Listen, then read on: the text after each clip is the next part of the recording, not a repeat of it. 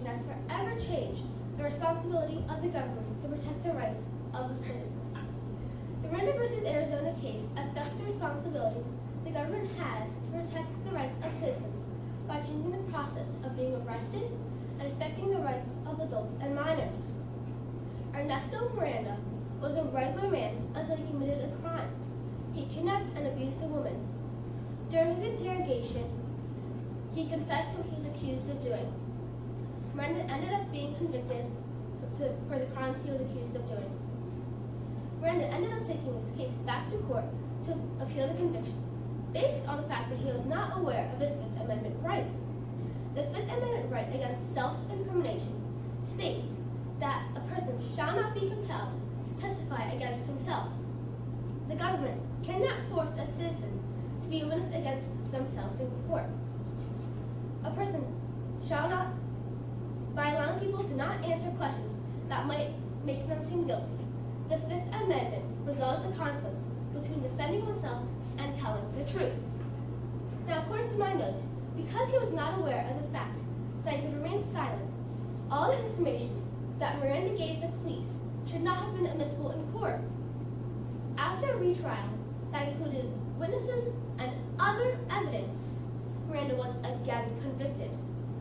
His trial was then assured of being fair, and his other conviction was upheld without question. Because of this groundbreaking case, a new procedure was put in for all law enforcement agencies in the United States of America. It is mandatory for the police to give a suspect the following statement when they have been accused of committing a crime.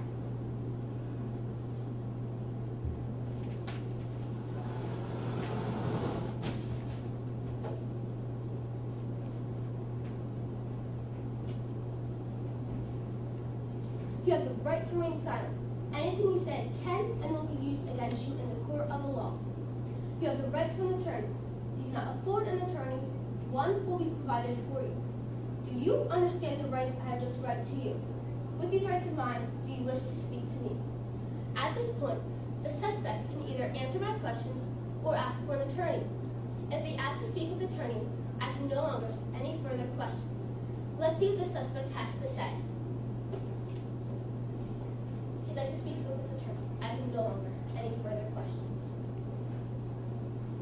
The Miranda versus Arizona case affects the responsibilities the government has to protect the rights of American citizens by changing the process of being arrested and affecting the rights of adults and minors. This is what I'd like to specifically address with all of you today. The question of how we deal with minors when they have been suspected of committing a crime.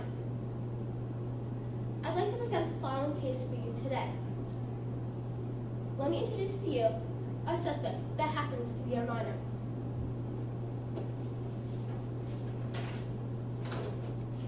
This is our minor suspect. He has been accused of criminal vandalism on school property. Reports came in from homes located near the school. When the police arrived, the student was apprehended while walking away from the crime scene. The police officer then sent him back to the police station and started to interrogate him. At this point, my client had not been read his Miranda rights, and as most children would react to a person of authority, he answered the questions. This action resulted in his rights being violated because all minors have the same rights as adults. Also, because my client is a minor, one parent must be present during the reading of the Miranda rights and the questioning.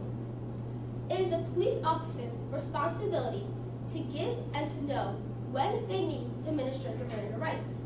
Because the police did not perform this responsibility, the information that the suspect gave the police should not be able to be used against him in court.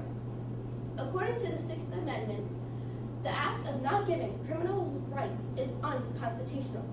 Let's take a look at this very same situation from a different point of view. In this situation, the suspect is not seen leaving the school. Next morning, the principal, having her fingers on the beat of the school, has had information from social media of who could have committed this crime. She then requests the presence of the student in her office. When the student comes down to her office, she's able to question him at length and and she calls the police. The principal does not have to read the student the Miranda rights. However, when the police arrive, they need to read him his Miranda rights. The difference in this case is that now the principal is the main witness from social media and the suspect himself. The police now have enough information to charge the student with the crime. The police can take him down to the police station and following the correct procedures will need to read him his Miranda rights with one parent present. I'd like to take a short recess so the judge may deliberate about the information presented today.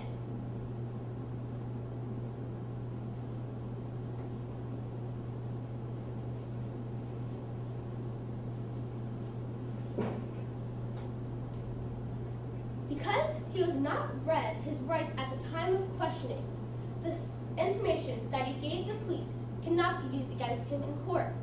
I have based my decision on a similar Supreme Court case, JDB versus North Carolina. In this case, 2 officers and 2 school administrators interrogated the boy intensely for 30 minutes. The boy confessed and was prosecuted.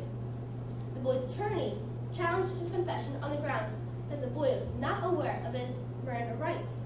The prosecutor argued that the boy was never under arrest and was free to leave at any time during the questioning. The boy's attorney argued back. Due to the circumstances, the boy was in custody and should have been read his Miranda rights. The court went on to say that due to the child's age would affect how a reasonable person, the child, would perceive whether they are free to leave or not. Whereas an adult would understand they could leave at any time during the questioning. What to do? Why have the court throw out a confession? The younger the child, the greater the need they need to read him his Miranda rights, whether they consider them in custody or not, in order to protect any potential confession. Mr. Minor, I have advice for you today. We as citizens protect our Constitution and Bill of Rights above everything.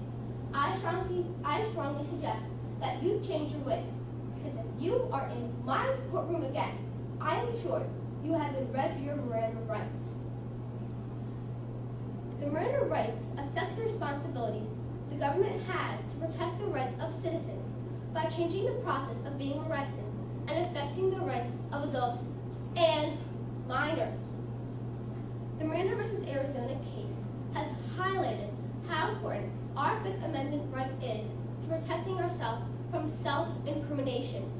Even though we are citizens of the United States, it is the responsibility of law enforcement to remind us of our rights during a time when we may not realize that we are being questioned as a suspect. This case gives citizens the responsibility to use our rights effectively.